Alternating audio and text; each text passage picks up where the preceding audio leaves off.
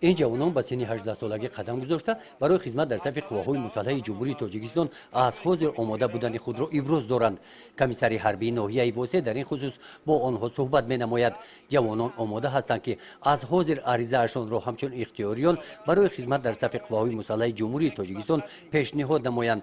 کارهای آمادگی و ترغیباتی میان دعوت شوندگان نتیجه خوب داده است. همین گونه واخوری ها با جوانان سنی دعوتی و والدان در جماعت های دهات با اشتراک کارمندان کمیسریات حربی ناحیه قریب که همه روزه برگزار می‌گردند.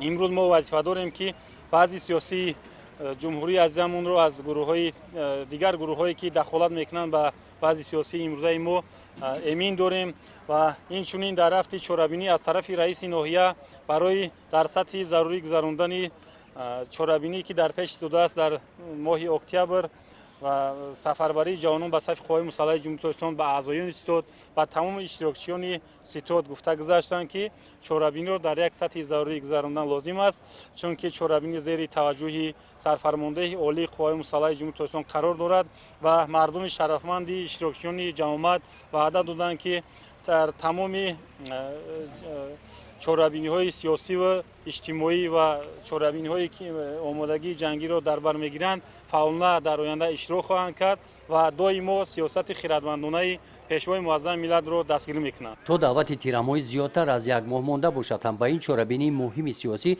در ناحیه واسه کارهای زیاد به سامان رسانیده شدند. مثل انا این چورابینی این آدمان خدمت حربی را در سالهای گوناگون با دل صاف ادا نموده امروز در همه چورابینی های ناحیوی فعالانه اشتراک می نمایند. مصلحتچی نورسان و جوانان هستند. همایش نوبتی که طبق نقشه کمیسریات حربی ناحیه واسه در مرکز ناحیه دایر گردید با موضوع تربیت وطن پرستی نورسان و جوانان و حمایت دستاوردهای دوران صاحب استقلالی تاجیکستان بخشیده شد. همین گونه واخوری ها در دیگر جماعت های دهات برگزار می‌گردند.